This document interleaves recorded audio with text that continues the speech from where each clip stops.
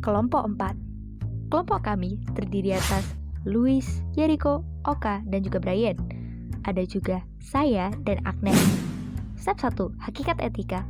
Etika berasal dari kata ethos, yaitu bahasa Yunani, yang terjemahannya adalah watak, cara berpikir, kebiasaan, adat, dan lain sebagainya.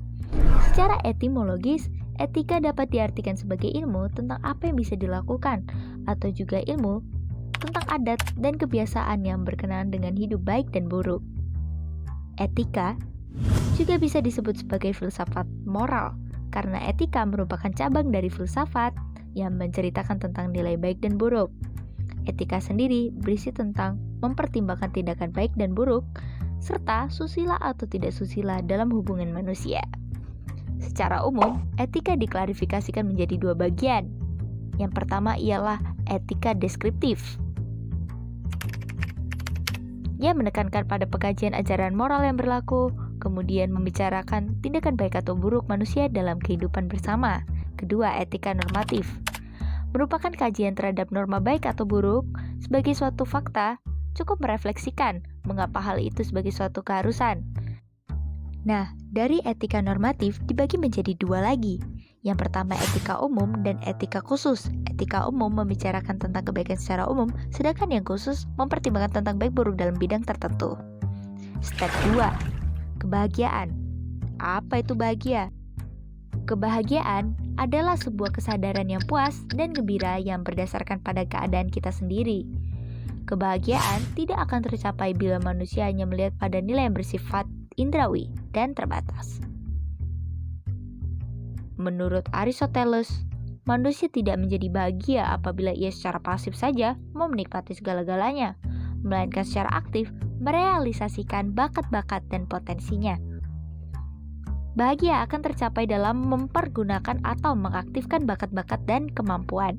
Jadi, kebahagiaan manusia adalah ketika mereka mengembangkan diri sedemikian rupa. Misalnya saja, atlet akan jauh lebih bahagia ketika bisa diseleksi dengan hasil kemampuannya sendiri daripada memperoleh kedudukan hanya karena uang orang tuanya. Step 3. Pengembangan diri. Pengembangan diri meliputi segala kegiatan yang meningkatkan kesadaran dan identitas diri, mengembangkan bakat dan potensi, membangun SDM dan memfasilitasi kinerja, meningkatkan kualitas hidup, dan memberikan kontribusi dalam mewujudkan impian dan juga cita-cita. Tidak ada batasan terhadap pengembangan diri. Konsepnya melibatkan kegiatan formal maupun non-formal untuk mengembangkan orang lain dalam peran sebagai guru, pembimbing, konsultan, manajer, mentor, dan lain sebagainya. Ketika pengembangan diri melibatkan intuisi, berarti pada metode, program, teknik, sarana, dan sistem asesmen yang mendukung pembangunan manusia pada tingkat individu dalam organisasi. Pengembangan diri memiliki dua tujuan. Yang pertama ialah tujuan khusus, yaitu menunjang pendidikan peserta didik dalam mengembangkan bakat, minat, kreativitas, kompetensi, maupun kebiasaan dalam kehidupan, kemampuan kehidupan beragama, kemampuan sosial, kemampuan belajar, dan kemampuan lainnya untuk memecahkan masalah dan juga kemandirian. Kemudian, untuk tujuan selanjutnya adalah tujuan umum.